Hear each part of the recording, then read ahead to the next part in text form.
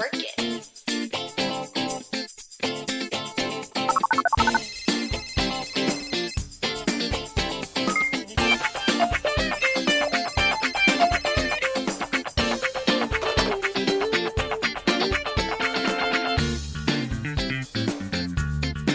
Let's work it. Hello, everyone, and welcome to Work It, a UVic career exploration podcast. My name is Katy. I'm a writer and communications professional who recently earned my MA in English from UVic, and I'm here today with my friend Emma. Hi, everyone. I am Emma, and I'm a recent co-op graduate. Super excited for today's episode.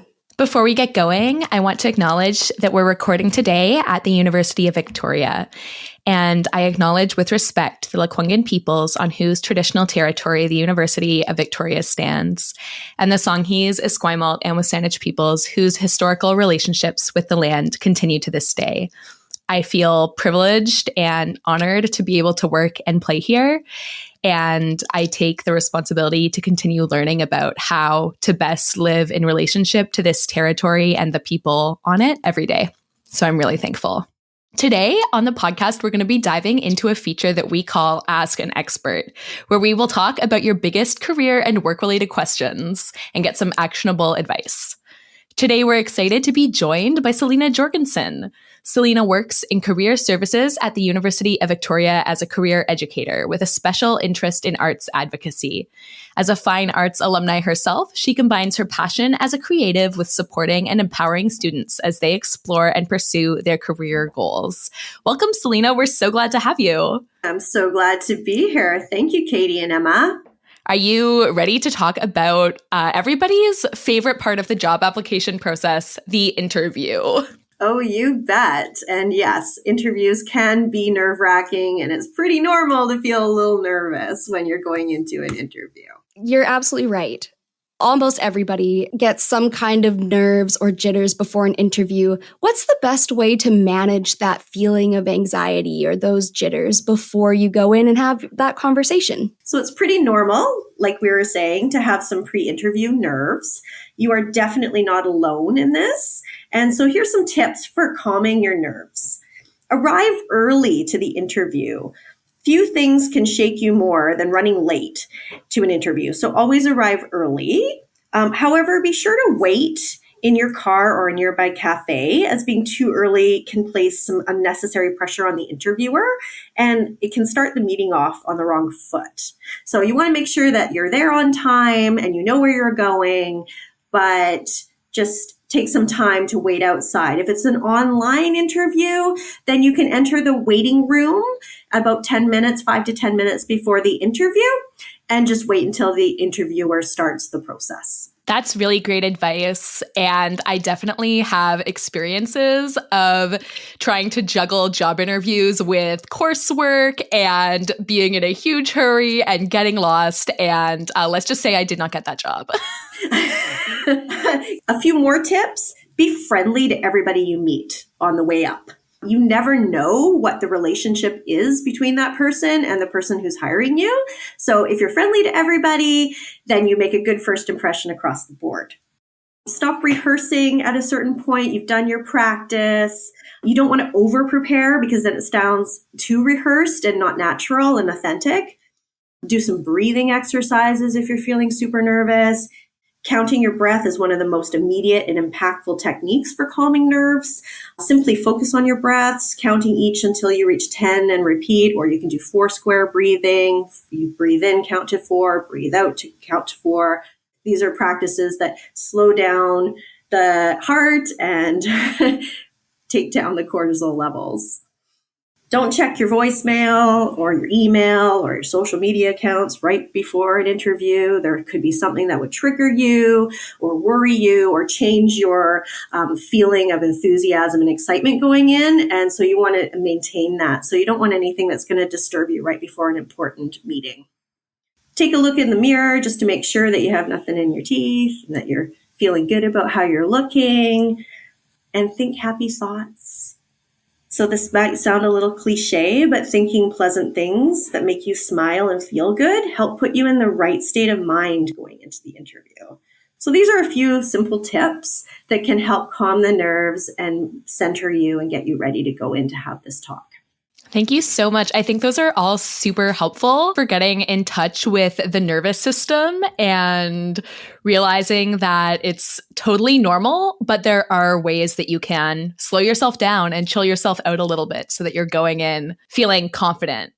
Speaking of nerves, I think that there are some interview questions that are easier to answer than others. What are common interview questions that you hear about from students that get them really nervous? And how can people approach answering some of these common anxiety-inducing questions? Well, I think that one of the scariest and most intimidating questions is, what is your weakness or your challenge? Any question asking for negative information can feel intimidating, but just remember that it's only a negative question if you make it a negative question. So when responding to these type of questions, you'll want to prepare some examples ahead of time to have some stories that you can relate to. And you're going to focus on the competencies, events, and subjects that are not central to the job. So like if coding is not a strength for you, but the position requires some strong skills with it, then that's not a great example to use. You're going to really want to flip the script. State the challenge clearly at the very beginning of your answer and as a fact, but then concentrate on how you are or have dealt with the situation and what you're doing to improve. So that's where you want to put the emphasis. So you're kind of turning it around a little bit. So not only does this show your level of self-awareness, but it also shows how you approach and deal with challenges. And of course, preparing and practicing ahead of time shows the employer that you care and that you're invested in the selection process and the job opportunity. Yeah, I personally despise that question, and I get it in every single interview somehow. And I don't despise it for what it is, but just how it makes me feel when I answer it. So that's really great advice. And it actually makes me wonder, since there's so many stories that you need to kind of prepare ahead of time when you're going into an interview, is it okay to bring notes? Is that frowned upon, or is that something that people are doing? I think it's okay to have, if you're having an online interview, having some notes to the side just as like kind of points that you want to remember and to help guide you is not a bad thing, but you don't want to have any, like, you don't want people to see that you're looking at those notes or hearing the rustling of paper and that kind of thing. You don't want it to be distracting. So I would say point form in that situation if you're feeling like you need a little bit of support there. In-person interviews, I think it's probably more beneficial to treat it as a conversation and have your ideas in your head. So really, it's practicing those stories out loud and thinking about the things that you want to share ahead of time so that they come to you more naturally and authentically. I think that is such a good point. Often in an in-person job interview, it's super acceptable to bring an extra copy of your resume for the interviewer, and having one of those for yourself can help trigger some of your past experiences and actionable skills that you already want to highlight without being dedicated notes that you've made. Absolutely. That's a great strategy. And it's a great idea to bring a copy of your resume just in case. You're also going to want to make sure you bring your references along with you. You may have submitted in the original application, or you may have said references upon request, or not at all. So it's really important that you come prepared with that information. Good point. That is so helpful. I guess I will just say, remember to prep your references. So everyone knows you should ask your references if you can use them, but also tell them what kinds of roles you're applying for, because then they can approach a potential call from that employer, just knowing some context about what it is you're hoping to do and what skills they can be highlighting. Yeah, references, turns out, are super important. And you're going to want to really pick people that can speak well of you and know your work ethic, know how you work and fit in a team. And as you're going along in your academics and your work experience and you're growing and learning as a student, it's a really important thing to start cultivating those relationships early. So you have people in your roster that when that job comes up, you can call on them and say, hey, I'm applying for this job. I'm really excited about it. Would you be willing to be a reference for me?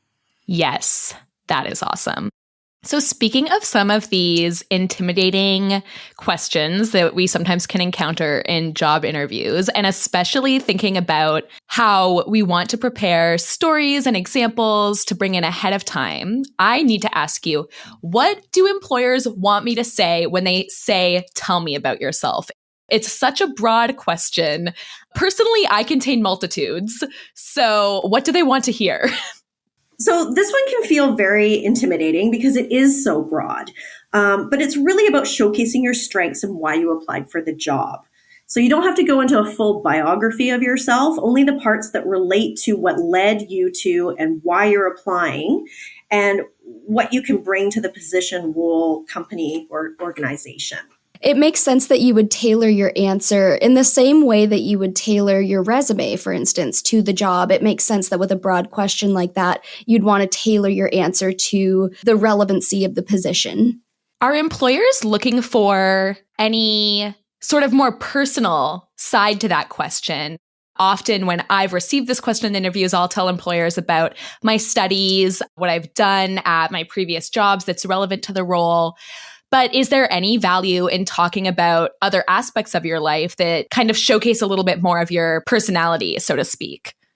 I think it's very helpful to talk about things that you are passionate about and how you weave the competencies, skills, and abilities that you're developing into that story. So, I mean, at this point, once you're in the interview, they're looking for fit. They've already looked at your resume and cover letter. They see that you meet the qualifications that they need. So I think bringing in a bit of that personal piece can be very useful. That's awesome. Thank you. Nice to know that we can be ourselves when we go into an interview. It almost feels like you're putting on a performance sometimes, so it's nice to know that you can bring those personal aspects of yourself into that conversation, because if you do get the position, you would be working with those people from there on out. So good to know that you would fit well with the folks in the organization. And speaking of who's in the organization, how much research should people be doing about the employer before they go to the interview? Definitely review their website and their job posting again, and be clear on your reasons why you're applying for the position. So it's really, really common to be asked what you know about the organization. And if you have prepared and done some research ahead of time, it speaks to your ability to be organized and prepared and resourceful, as well as showing a genuine interest in the role. For example, I recently attended a hiring fair for BC Ferries, and I had a little look at their recruitment pages online. And I noticed that the language and the words that they were using were team and people, and they were peppered throughout the material over and over again. And so to me, this was a clue that having good interpersonal skills and being able to speak to those during the interview would probably be an asset in that selection process. That's such a good example. And it reminds me of job application tip that I only heard recently, which is to pay attention to any language that is repeated a lot of times throughout the job posting. And you can put a little less emphasis on stuff that's only mentioned once.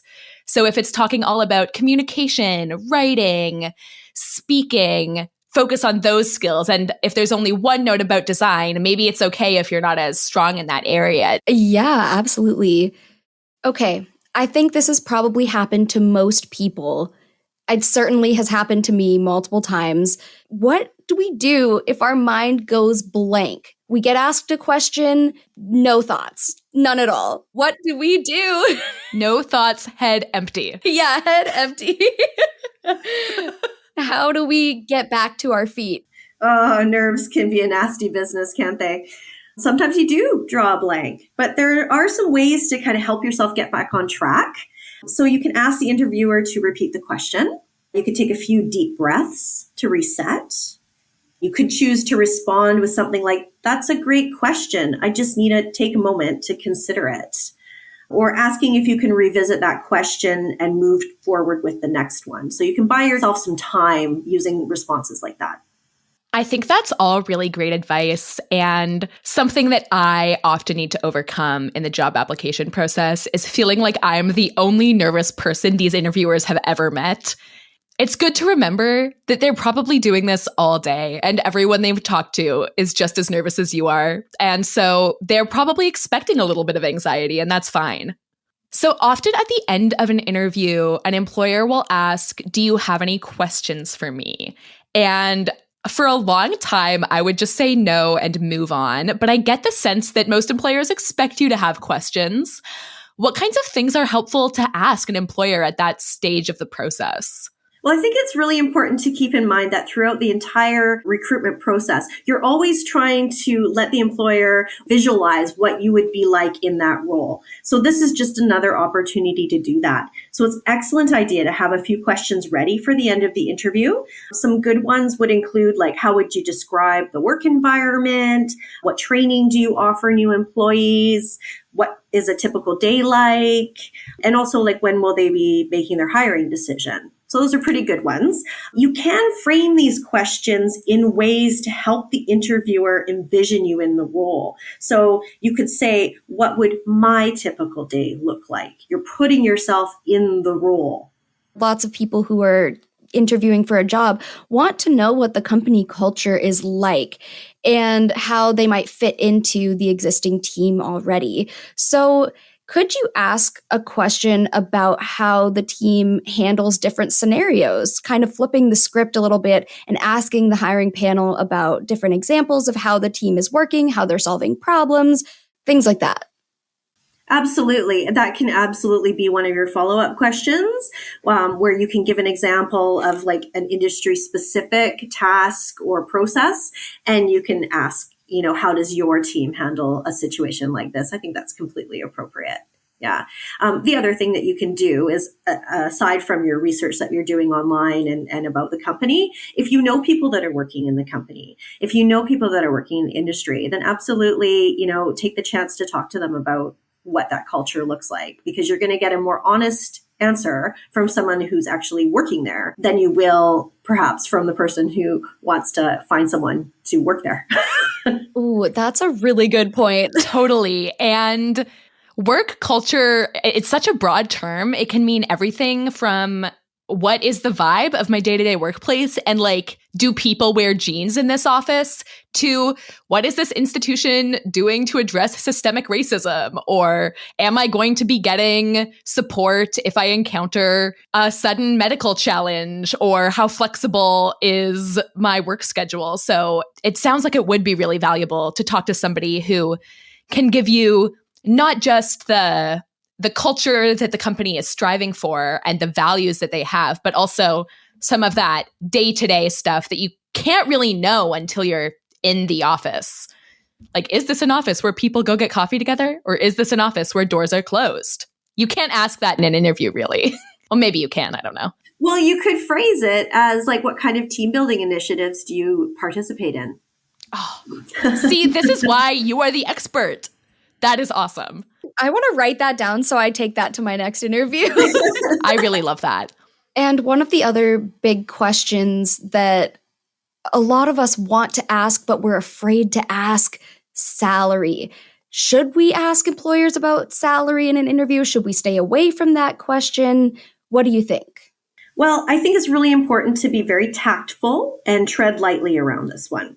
Some salaries are quite set based on union negotiations and don't allow for a lot of wiggle room. So the person hiring you might not have any influence whatsoever on the rate of pay that you would receive. Others are more negotiable and based on level of experience and qualifications. So ways to handle that, you will probably want to do some research first to see if you can answer that question yourself without having to bring it up at the interview. So check the pay band information on the company websites or in union agreements. Check the original job posting and see if there is a salary range posted. Research some similar positions in the industry and see what the going rate of pay is. You can try, like, Glassdoor and Indeed. They both have the information. And if all else fails, you can ask for some clarification during the interview, but perhaps phrase it more along the lines of performance review timelines and opportunities for advancement and training. If the employer asks about your salary expectations, it's helpful if you have done some research with some similar jobs and have an idea of what that typical wage for this kind of work is. and what your own financial needs are. So really be mindful how you broach the subject and the language that you choose to use. It seems like, especially in the last couple of years, there's a bit of a shift on the horizon around employers being more upfront and sharing what pay might look like when they are posting the job or early on in the process, especially given the economy and the cost of living right now, as well as the Great Resignation that was happening and workers really feeling like they can be a little bit more choosy. Do you think that rings true? The landscape is changing? And if we can't find pay information on the job posting or the website, is it okay to just ask, what is the salary range for this position? I think if you put it in those terms for salary range, I think that's a better way of handling it. Again, it comes back to the language and tone that you're using because you're always wanting to put forth a level of professionalism. Totally. So we've sort of come to the end of the interview. We've asked the employer our questions. We've wrapped up. What should I do next? After the interview, should I follow up? Do people still send thank you notes? Should I add them on LinkedIn? Like, what is the move? I feel like good manners never go out of style, and I'm a firm believer in thanking the interview panel at the end of the interview and sending like a form of a thank you note. And I think email is just fine for that, but acknowledging that they've taken the time to meet with you and thanking them for that time, I think it's important. I've also often been in this situation where an interviewer will give me an expected timeline to hear back, but maybe something happens on their end and I don't hear back within that time frame. Is it okay to send an email to follow up and ask about where the process is at? I think that's completely appropriate. If it's feeling like it's taking longer than they quoted in the interview, then I think it's appropriate to investigate a little bit further and follow up. Here's something I hadn't thought about before, since you mentioned panel interviews. Is there a different way to approach a panel interview versus an interview with a single person? I think there is a challenge in having three people as opposed to one person with regards to body language and eye contact and that. So I think it's really important when you're talking to a group that you are not just staring at one person and that you're, establishing like eye contact throughout, just like you would if you were giving a presentation to people.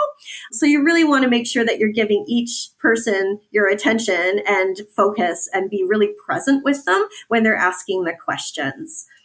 Something that I have been thinking about a lot, especially as a relatively new career graduate who has very recently been through this job search process. It's so easy to get nervous during interviews and feel like I just need this organization to pick me. I'm anxious, like I need a job. I need to like pay to live. I want to start my career. But in the interview process, in a very real way, you're also sort of interviewing the organization and trying to get a read on the culture and if you'll be a good fit there and if it's a position that you really want to be in and that you're really excited about. Going back to that issue of what kinds of questions you can ask at the end of the interview, do you have any tips for ways you can ask about work culture or how you can get a read on whether an employer aligns with your values, for example? I think if you've done your research about the organization, you'll have a sense of what their values are. You'll have a sense of the projects and work that they do. And so you'll get a sense of how that aligns with your own values and your own work motivators at the very beginning. So you can do a lot of that pre-interview. You're going to get, a read off the people as well and see if that's a comfortable environment for you. Yeah, sometimes, I've been to interviews where they're very prescribed interview questions because of the hiring process that they have. So you don't always get a lot of this conversational piece in interviews with large organizations and institutions. You might get a little bit more of that casual conversational get to know you feel if you were interviewing for a family-owned coffee shop or something like that. It really depends on where you're interviewing and what organizations you're interested in working for. Yeah, in my experience, interviewing for especially large public institutions, the interview process can be a lot more formal than the actual day-to-day work environment just because of the hiring requirements. So it is really a good thing to note that the feel of the interview and the vibes you might get from the person will probably vary based on the organization and how big it is. I wonder too, if you've done this research and you found projects that you're really excited about, can you ask about those projects and show kind of your interest and your excitement? Absolutely. Maybe I just need to make friends all the time. I think it's a really great idea if there's a project that aligns with your academic studies or experience and you want to learn more about that or know more about that. You've got some questions that came up in your research process. I think it's completely appropriate to have that as one of your questions. And it also shows the employer that you have done that research. You have prepped. You have looked at things and thought about what would align with your values and interests. So it tells the employer a lot about who you are by asking questions like that. Totally. Because when an employer asks, why do you want to work here? You cannot just say, I have to pay my rent. You do need to have a different answer than that. Yeah. Just as long as you're keeping in mind throughout the process what you can bring to that organization. Why are you valuable? What would you be adding? And you're always keeping that in mind as you're answering all the interview questions, because your job is to convince them that you're the perfect candidate, right? Absolutely. Once you're in that interview, like you said, they've seen your cover letter. They've seen your resume. They know that you could do this job on a technical level. And I think that reminding yourself of that is a great way to tackle your nerves and your imposter syndrome. Once you're in that interview room, they know that you can do the job. You don't have to convince yourself that you deserve to be there because they already believe that you deserve to be there. I did want to take a second to talk about hiring fairs, because I know that type of interview is just a little bit different than if you were doing a regular job search process and you were shortlisted that way. We've been in different virtual career fairs or in-person career fairs where you've got all the tables lined up and there's tons of people in the room and everybody's chatting and there's big groups and lineups, and it's quite a different experience. And for people who do go into job fairs or career fairs, what advice would you give them when they're talking to a recruiter? I think that a healthy way to go to these events is in an information-seeking mindset.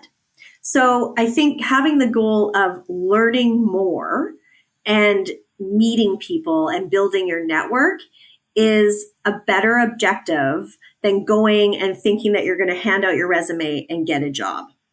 First off, it's a way for you to learn what's out there and help you with your job search.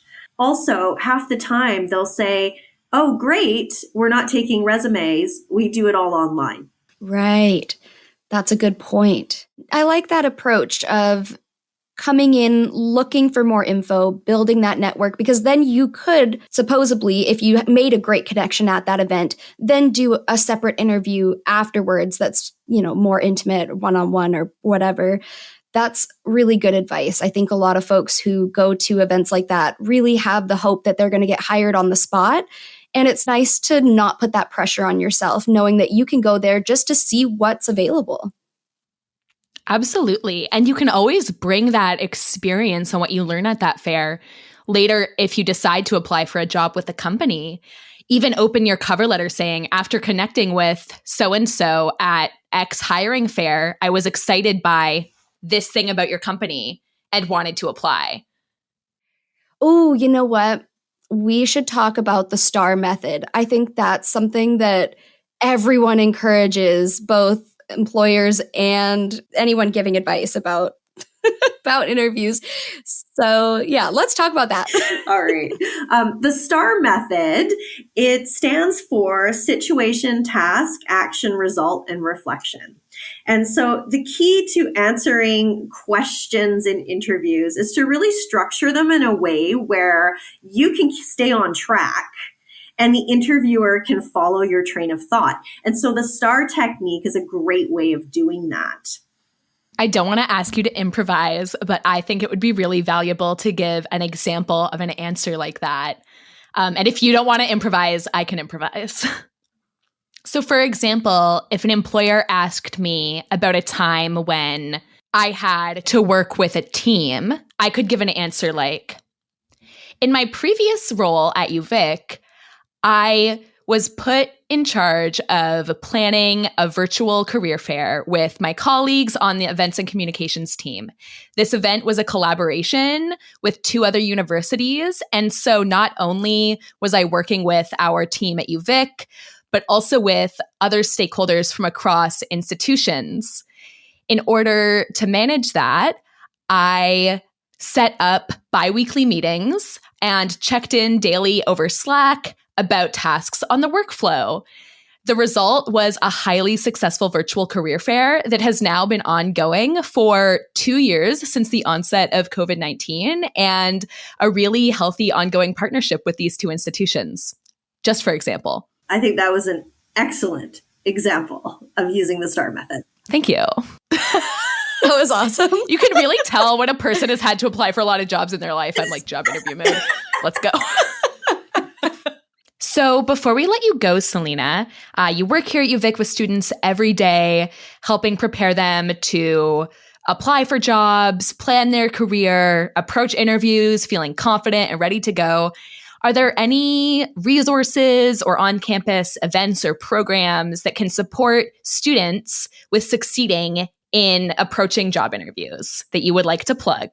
Absolutely. So career services is available to all students at UVic and even alumni. So if you go out and work for a bit and you are making a transition and you just want some advice, you can come back and see us because you are ours forever. On my way.